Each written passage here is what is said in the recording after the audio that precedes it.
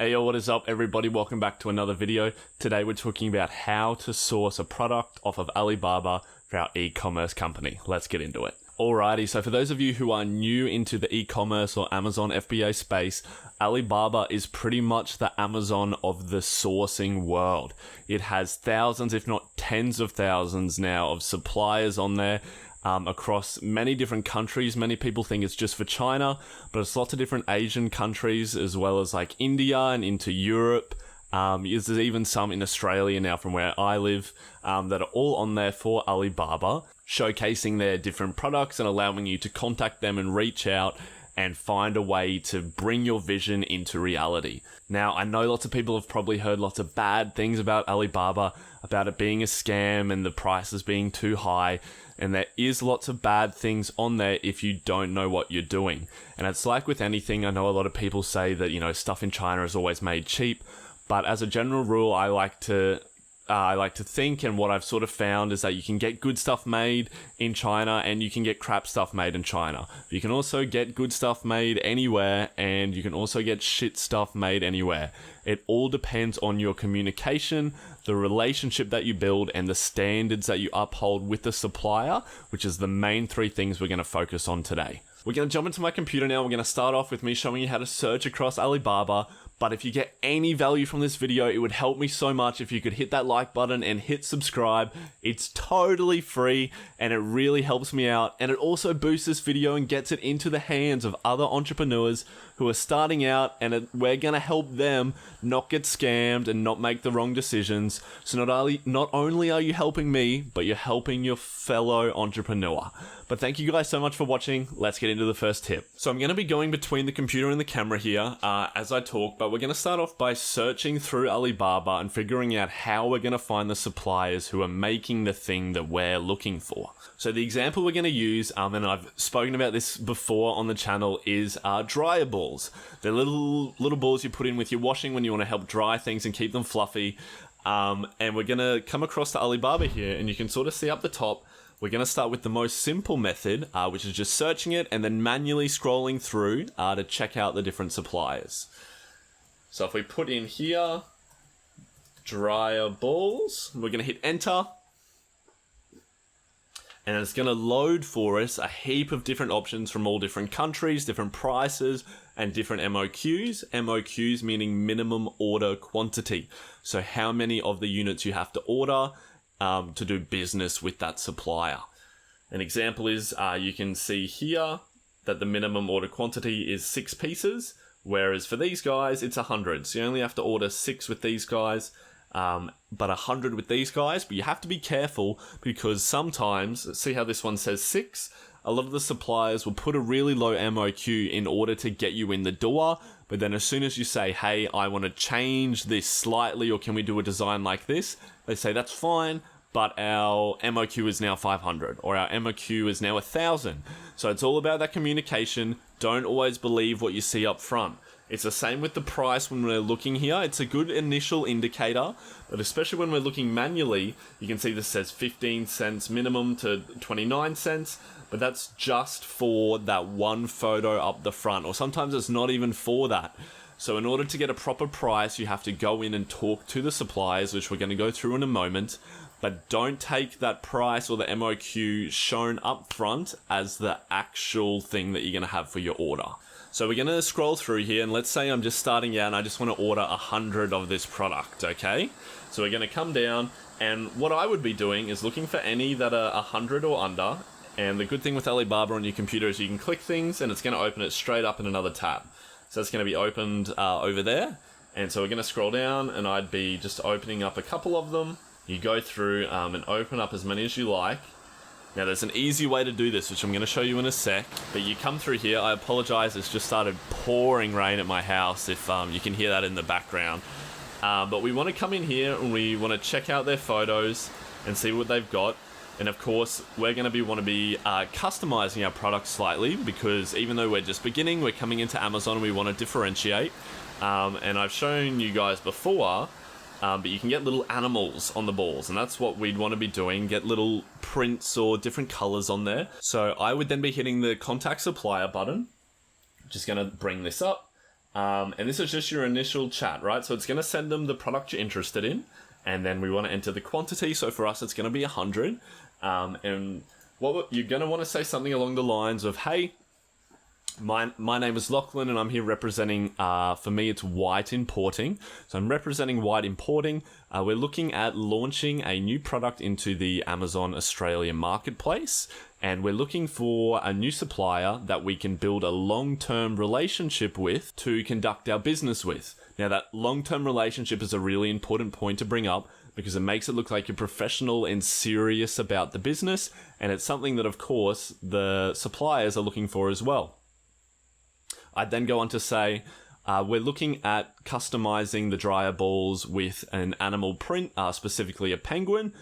That's just an example, but I would then attach that photo. I'd then continue with, this is the design we're hoping to manufacture. If you could provide a quotation on this design, and we're looking at starting off with a testing order of 100 units. So that way it sounds like in the future you're going to be ramping up the orders, which of course that's what you want to do with your business. But this way they know straight away that it's just your testing order. And then I always finish with saying, please don't hesitate to contact me if you have any questions or if there's anything that doesn't make sense. Kind regards, your name. So this way it sort of sets the tone straight away as you being professional, but it's also testing them by asking several questions and laying down the foundation and the standards for what you want for your business. So then I always check in with their replies. Like, 1, is their English good? 2, are they answering the questions that I put there? Because if they're instantly ignoring them, you know it's going to be a long time with your communication, right? So you're asking them a question. Are they then answering it properly, or do you then have to ask it again and keep coming back to it? You don't want to waste your time, so you want to make sure they're efficient with that. And then whether or not they can customize the product. So they're going to come back either with a price that is similar to what they had advertised, or sometimes they're going to then add $1, $2, a way different price to what you've got there. And you'll be able to see by contacting several of the suppliers, whether they're just bumping it up hugely, or you're going to soon discover what the actual cost is to get the product made. Now, the second way to find the different suppliers, and this is the way that I always go with, it's much more efficient, and you don't have to worry about picking out each one to begin with, but it's called an RFQ, which is a request for quotation. Now, if you have a look on the screen here, we're still on the section where we've just searched dryer balls, but down on the right here, we can see a little RFQ button. So we're going to click on that, and basically what it means is we're going to put in those same details, that same message that we were sending out to each supplier, and it's going to show up. We're going to put the quantity that we're after and a photo of the design that we're sort of wanting, and then it's going to post it out, and all the suppliers are going to come to us. So they will then send us a message, and you have a little dashboard for it, and they will present you with their best offer and letting you know if they can do the custom design and what their MOQ will be for that custom design. So this way saves you a lot of time, and it takes a lot of the hassle out of having to see and go through the different suppliers' photos and whether or not they're actually doing that product. Because if they're coming to you, it's a much higher chance that they've read through the details and that they're actually going to be able to do that customized design. So when you fill out your details here and you hit submit the RFQ, it's going to take you to this dashboard that's going to look like this, where you can see I've got some of my old test ones here, and people are going to supply the quotes, and you can just straight through message them through there, and then either continue your chat on Alibaba, or I always like to take it off into email or WeChat or even WhatsApp. So it's a much faster communication. You don't have to worry about Alibaba's horrible messaging service. So once you've gone through and some of the suppliers have started to message you back, you've been talking to them about the details that you want and the different customizations that you're going to want to have in your product. It's time to then filter them down to, I usually go about 5 of the best suppliers. So the ones who reply to your questions, have good English, are able to communicate with you about the design you want, and then are being fair with their price, keeping it around where the others are.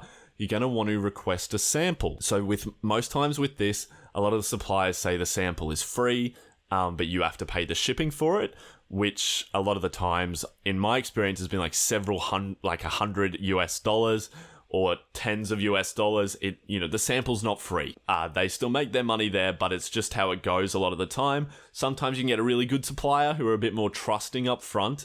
Like one of the suppliers I had gave me all the samples for free, not having to pay for the shipping. But then when it came time for the order, they just put the prices of them in there, so that, because they don't want to lose money having to just ship you all these samples and then you just never buy from them, right? A business can't do that. So you just have to keep that in mind and don't think they're trying to scam you by charging you this huge amount for the shipping. But you're going to want to order them and get them come through. And this is when you really want to stress test them. You get the products and you want to see, have they listened to the different details I want?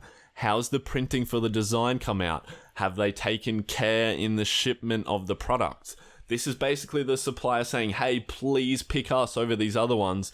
And if they can't even take the time and effort to take care of your sample and make this one product as good as it can be, then it's not going to be worth your time or money with your other order. Because a lot of the times for these suppliers, you're just one person in a sea of many other businesses that they're supplying. So if they can't even take care of this one sample product for you, it means they're not really going to take care of your 500 or your 100 piece order, and you could very much end up with an order that is damaged or not what you thought it was going to be, which is just going to flop for you on Amazon. When you do pick a supplier to move forward on, it's important to make sure that you sample at different stages. If you need to change anything with the sample, always get another one sent. And especially if you're getting packaging changed, make sure you get a final golden sample of your packaging and the product sent together. And that's exactly how you want it. And that's how you want it to arrive with the customer. Because as I'll speak about in the moment, when you're checking the quality of your actual order, you'll need something for them to reference. And if it's not a perfect sample, then you can let these other damaged units slip through under the quality control. And then once you've agreed on your sample and everything's looking good, it's going to come down to getting the best price and your negotiation period. Now, with a lot of these countries, it's just part of how they do business, is the bargaining and the negotiation. I know a lot of people aren't used to it. But on your very first order, especially if it's a smaller one, it's going to be a little bit trickier, right? So for the transaction, you want both parties to win. You want to be able to make a little bit of profit and get a good product, and the supplier needs to make money as well. So if you push them too hard and really try and rip them off, they're either one, just going to get upset and not make the product for you, or two, will be, upfront, they'll be like, that's fine, we'll make the product, it's going to be all good. And then when they go to make it, they're gonna cheat somewhere because they've got to make the cost up. And it might be something that you don't know. Like I have a friend who negotiated really hard and he got this really cheap price, and it was a cutting board with a little slide out tray. And so he got it made, and the quality control thought that it looked good on the outside, and it got shipped. But then it turns out that the suppliers used a cheaper glue because they had to cut the cost somewhere. And then in the shipment, there was a big temperature change, and because the glue wasn't strong enough, all the chopping boards separated and cracked. So they all arrived damaged on Amazon, and he couldn't use any of the order. So you have to remember not to push them too hard. But what I like to think about is, if you can't quite negotiate really hard on price, maybe you can negotiate on other areas.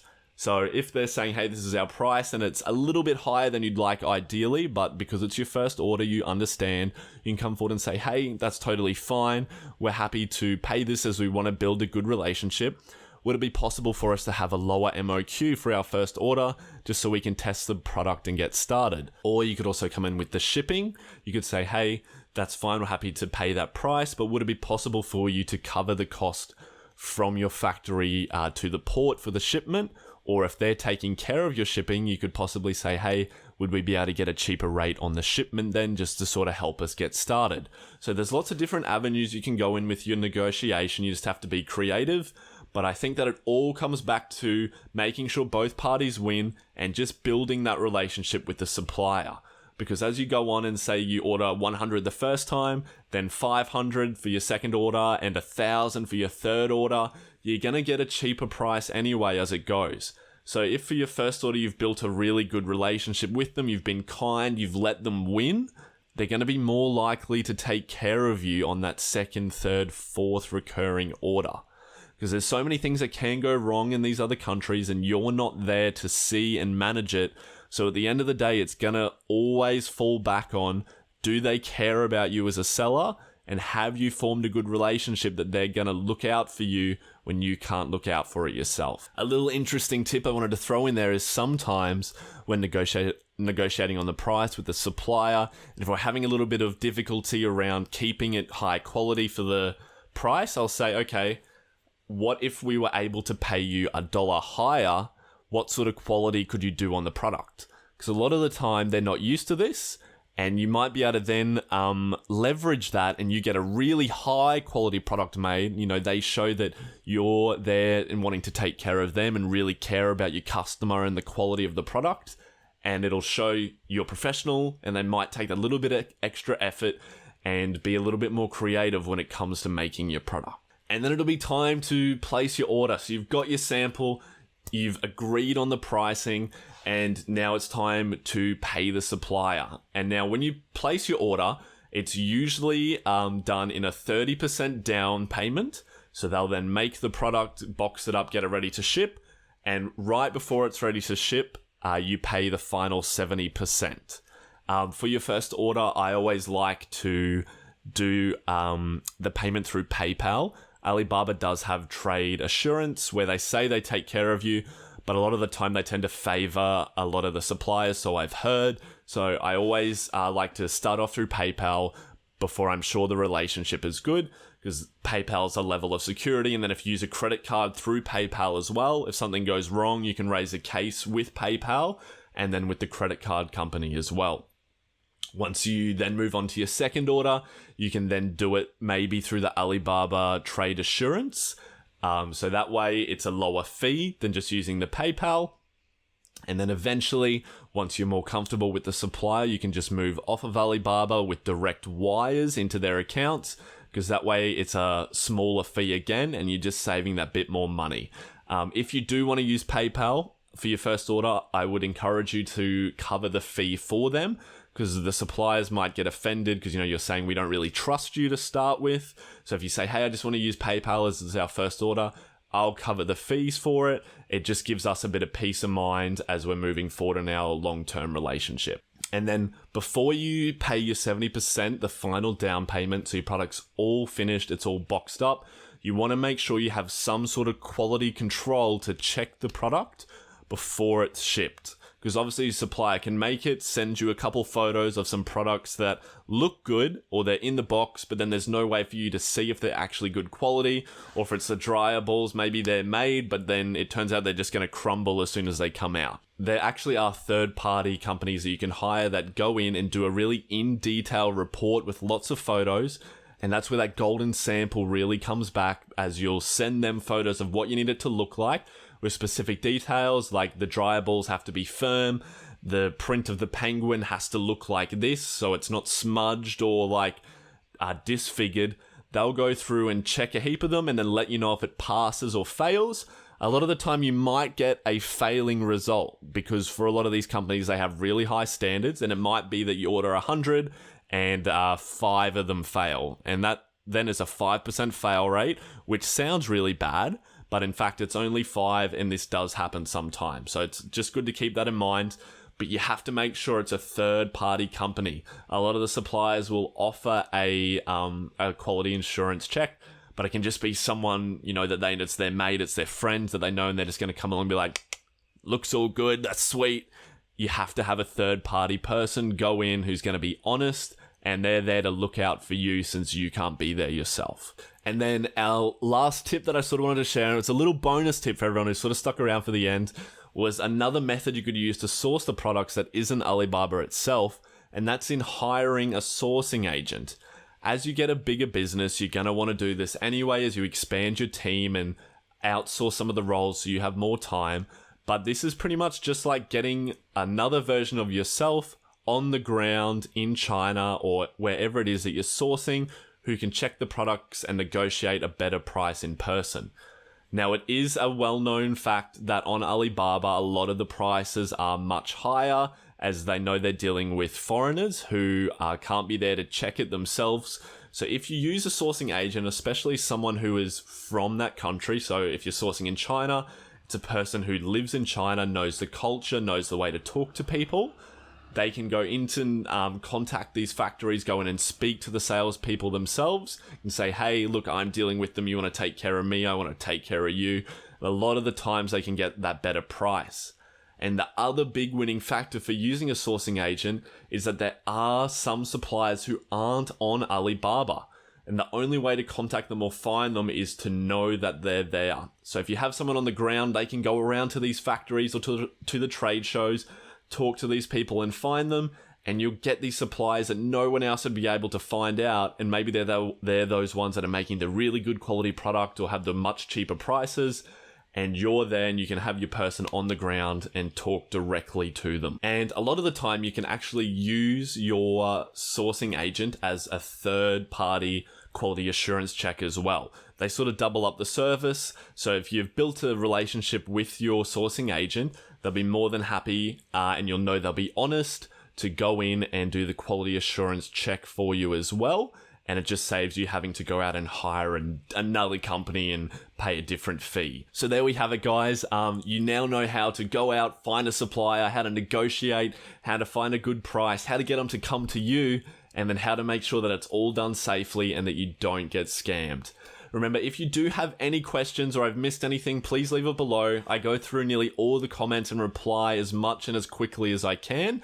Or if you want to come to our Sunday product talk, I go live for an hour where I go looking through different products and sourcing them and how I would do it. So you can see in a bit more detail. And if you do have questions or you want a product checked out, you can jump in there, pop in a comment, and I'll give you my opinion on it and what I think you should be able to do. But thank you guys so much for listening. I'm really proud of you for putting in the effort, and hopefully you took some notes and you got some value. I hope you go out there and make some change. You can lead a horse to water, but you can't make it drink. I've given you the water now. It's up to you to go out and do the work yourself. If you need any other resources to start your business or start an Amazon FBA business, product research, how to set up your seller account, how to do your PPC, images, I've got a playlist below that's launching your first product. It's all there. It's everything you need to go out and start a business this year. Because remember, you're only one product away from the life you want to be living. So thank you guys so much. I'll see you in the next video. Have an amazing day.